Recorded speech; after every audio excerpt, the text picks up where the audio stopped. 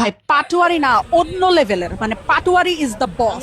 মানে ও হইলো একটা বস। ও কিছুক্ষণ আগে একটা স্ট্যাটাস দিছে, স্ট্যাটাসটা ঠিক ঠিক সংক্ষিপ্ত রূপ আপনাদেরকে আমি একটু পরে শুনাইতেছি। জামায়াতের ইসলামী আমিরকে বললাম আমার জন্য দোয়া করবেন, তিনি বললেন তোমার জন্য দোয়া ও দাওয়াত দুটিই রইল। প্রধানমন্ত্রী তারেক রহমানকে বললেন বাসার বুয়া প্রতিদিন ফ্যামিলি কার্ড চায়, এটা নির্বাচনে জেতার ভালো কৌশল ছিল। তিনি বললেন এটা তো মাত্র শুরু করেছি, শীঘ্রই সারা বাংলাদেশ জুড়ে চালু করব। চিন্তা করেন কত বড় পোংটার পোংটা তারেক জিয়ার এসে এই কথা বলে। মঈন খানকে জিজ্ঞেস করলাম কেমন আছেন, তিনি বললেন ভালো আছি, বাসায় আসবেন। স্বরাষ্ট্র প্রতিমন্ত্রী সালাউদ্দিন ভাইকে বললাম শহীদ ওসমান হাদির ভাইয়ের হত্যার বিচারটা কইরেন, কিন্তু তিনি বললেন সঠিক বিচার নিশ্চিত করতে সময় লাগবে।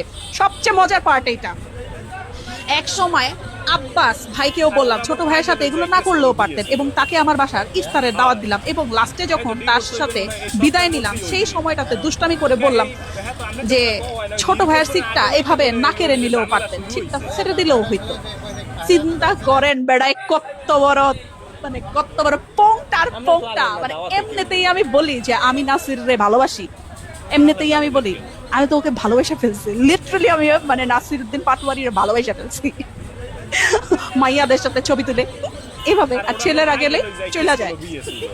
হি is the real boss man, he is the real বস।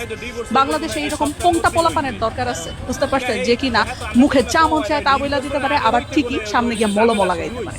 এরকম পোংটা পোলাপানের খুব দরকার বাংলাদেশে, বুঝতে পারছেন, যে কিনা মানুষের টাকায় খায় না, মানুষের কথায় চলে না, বরং সৎ পথে চলে এবং মানুষের পুঙ্গি বাজায় দিতে পারে। সেলুট হিম, জাস্ট সেলুট হিম।